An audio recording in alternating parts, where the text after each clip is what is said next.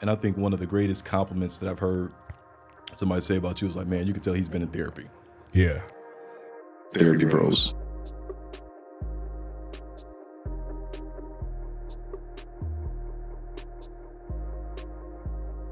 And I'm thinking to myself like, man, I was really just carrying this unnecessary burden for like all of these days. And it just reminded me of like the therapy journey. We just be carrying this extra weight because we don't want to talk to somebody. I'm John Devereaux, and I made this podcast because I wanted to break the stigma around men and mental health. When I found out that therapy, I could like move stuff for real and really get some real change, I'm like, oh no, you got me signed up. If I change some stuff, like, is it possible for me to like apply that in other areas and like transfer that skill to not just cope with the world, but like, I'm coping with it because I don't like how I feel. Can I change the action? And maybe like, will I get something different? Like, is there a way to really change the action? I don't know if I was connecting the action to the consequence. Like, we hear that all the time, that what you're doing is why you're where you are, but you blaming everything else. I'm Quentin Thomas, and I made this podcast because therapy works and therapy matters.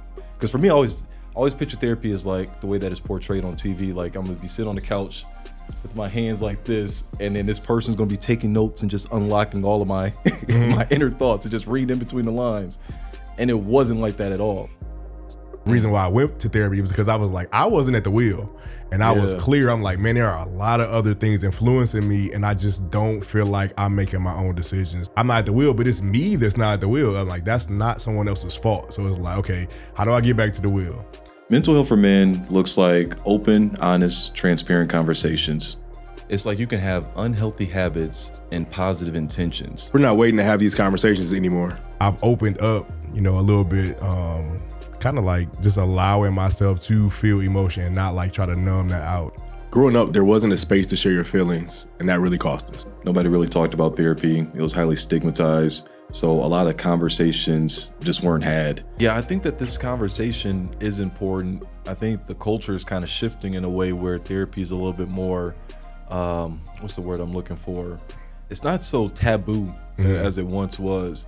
And I think it's important, especially for young men, to have other men talking about therapy. Yeah. I like that my son comes with me to therapy because I never want him to get older and be going through something and not know what to do or to think that, okay, well, I got to figure this all out on my own. I want him to be able to say, okay, well, I remember dad was going to therapy, so let me try this therapy thing out. Like, even if that's the byproduct of me putting all these years in therapy, then it's time well spent. Absolutely. In my book. Now more than ever, our community needs spaces like this. The conversation is shifting, and men deserve to be at the center of it. We built this for you, not the idea of you, for you. Pull up a chair, save you a seat.